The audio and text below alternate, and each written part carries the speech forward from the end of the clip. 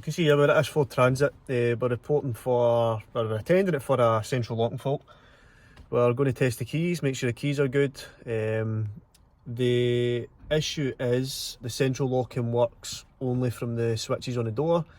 The door looms are fine, so you know it's not a fuse or a door loom issue or anything like that. It's going to either be an issue with the key or the module for the key itself.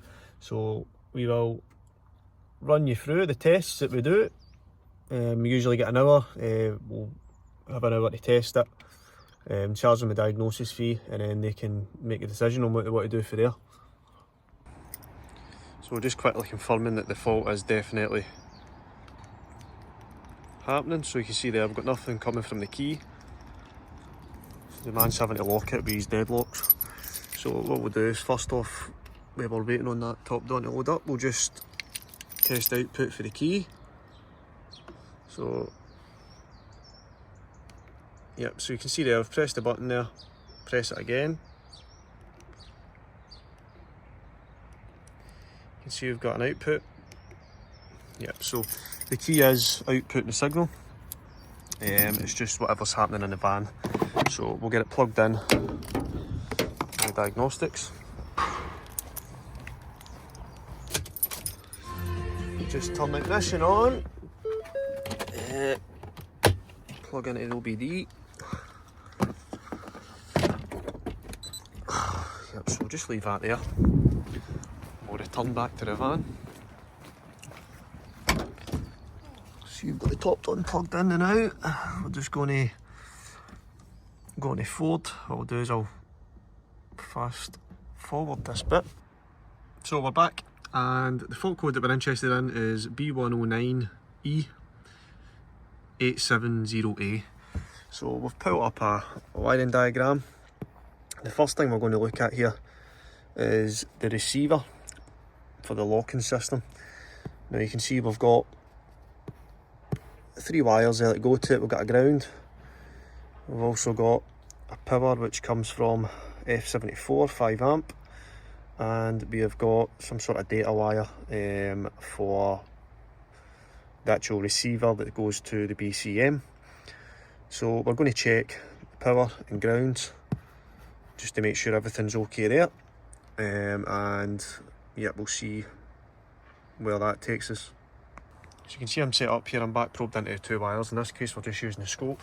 So we are probed into both pin 1 and 3 at that module, and if I take this out, you can see we've not turned the ignition on. We've got power there, so we've got 12 volts. Just turn that off. So we've got 12 volts going to the module.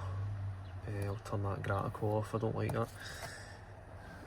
So we've got 12 volts going to the module, you can see there.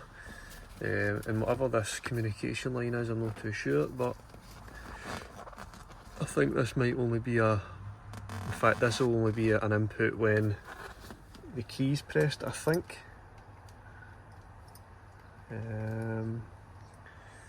Let's just see if anything happens here. No, so it must just need to communicate once. But I've already know what the fault is anyway, because it's pretty self-explanatory. So I'll show you the module which is in the back of the van. You can see here I've got the key receiver out of the van. Nothing clearly obvious to start with, except you can see there's been water ingress going in there. And if you can see on the camera, one of the pins is actually bent and ready to fall off. No other water damage in there by the looks of it, but it looks like the plug, the actual connector's got the worst part of it. So let's go and get a new receiver for this. As you can see there, we've got the new receiver. It's got all the pins. That's a genuine part for Ford over there. So we'll get this one swapped out and see if our fault with the central locking goes away. So we are back, and we have got the faulty receiver swapped out, and let's test the central lock now, see if it responds. Yep, you can see the horn goes off, obviously the door's open, but that's a fault fixed. So this Ford Transit had a faulty receiver, and that wasn't basically able to command the central locking to work. So yep, on to the next one. Didn't show too much in depth on that, to be honest with you, but I hope it's helpful to somebody. If anybody needs any further information, ask in the comments. But without, you know, the right diagrams and whatnot, it'd be quite hard to actually sort of trace that fault. That's what hell is good for. The wiring diagrams are absolutely perfect. So yep, let's move on to the next one.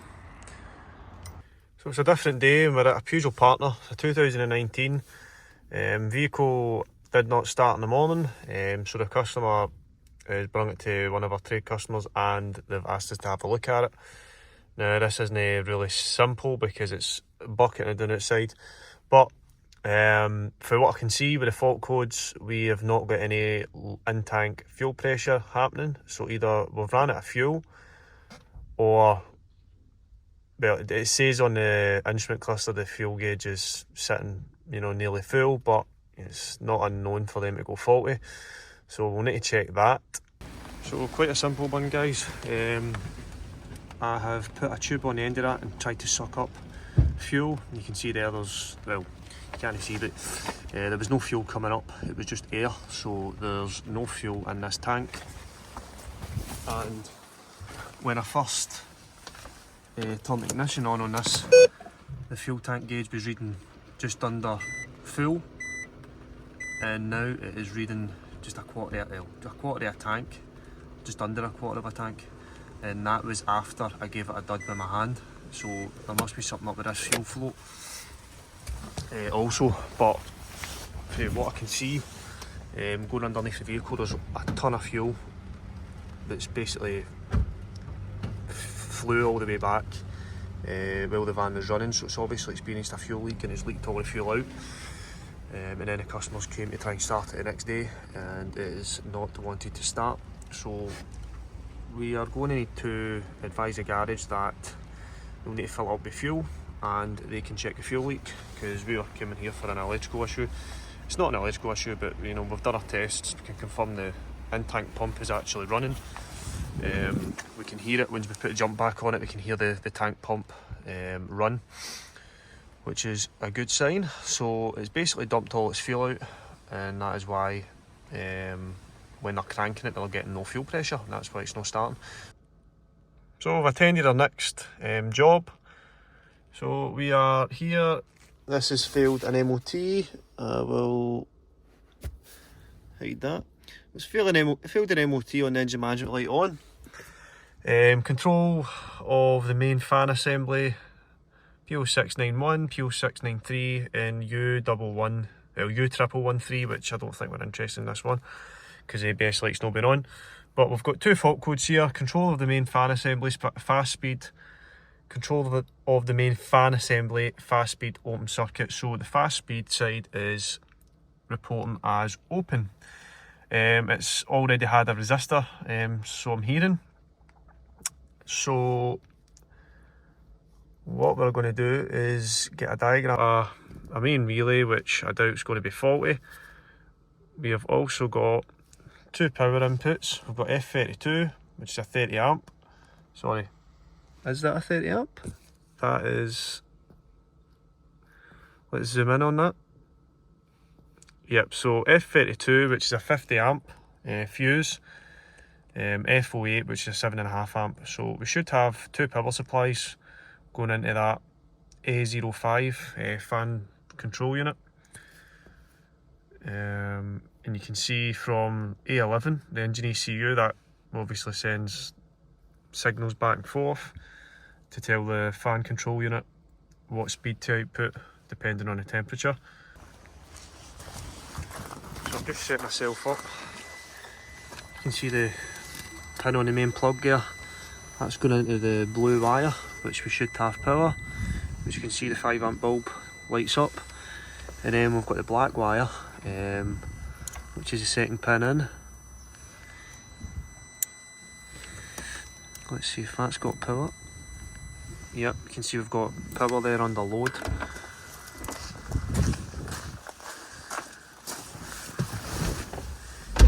So the only thing we've really got left is the actual fan itself, or these three wires here, the speed control wires I'm taking it.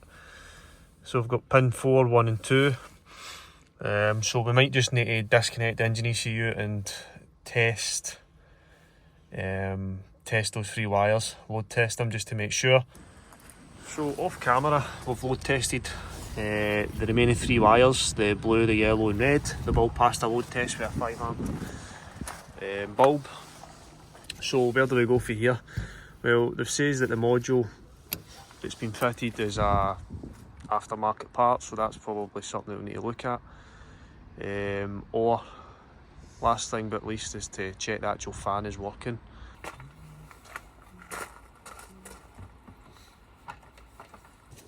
So we're going to connect positive, negative. See, you've got our 2 leads there, we'll connect them up and we'll just touch the fan. You can see there's nothing happening with the fan at all when you apply 12 volts. So we're dealing with a faulty fan. So you could have said, well, why did you not just check that first off? Sometimes that's where diagnostics and that leads you. You know, you can dive in if you don't follow a sort of a test plan. For instance, if I was to dive in and find that radiator fan not working when I tested it at the battery and done none of these checks before, then I could very well fit a fan assembly onto that, and it might still not work because that control unit still might be faulty, or a wire to that control unit could still be faulty. So that's the reason we always check everything when we go in depth. But we'll move on to this Volkswagen Golf that's just parked up, and we'll get that diagnosed as well.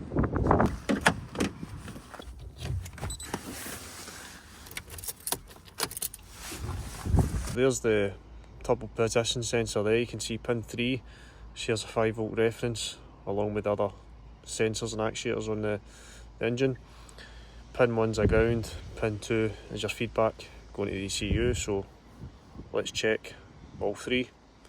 So we'll check pin 3 for the 5 volt reference first. You can see there we've got a good 5 volt reference, so we know our reference circuit is good. Usually you find if a reference circuit goes down, it brings the rest of the components that share it down with it. So we will go to pin 2, which is the signal back to the ECU, which is 3.59 volts, and we'll go to pin 1, which is our ground. And what we'll do, even though this isn't simulating a load, we'll just put the multimeter lead onto the battery positive, and we've got a 12 volt feed. So we know that the sensor's got a good 5 volt reference.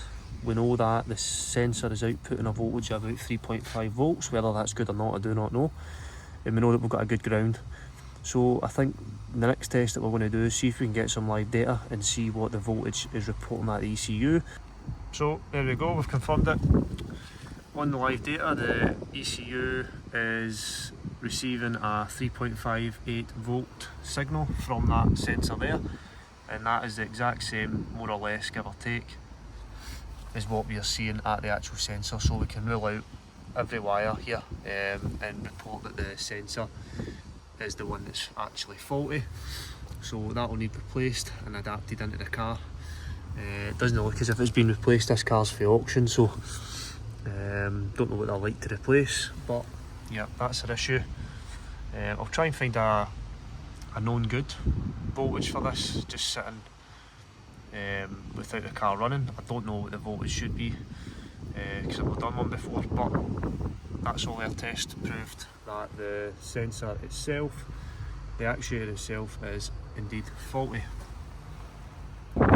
So put an end to this, guys. Basically took it a road test there, the DPF light came on, so I've reset the adaptions for that to get it back up to full power, and I've managed to get this to fall. So what's actually happened is the position sensor's fine, but the diaphragm's burst in the actual actuator itself. So if I apply vacuum,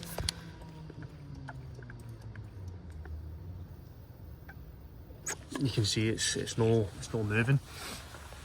Well, it is moving, sorry, but it's not holding vacuum. So we need a new actuator for that. So last but not least, we've got this Ford Transit with a battery warning light on, not charging, and you can see there, looking at the LIN bus signal going into the alternator, that is not a good signal. But if I wiggle a part of the loom, I can get it to do it. You can see that the signal tries to come back.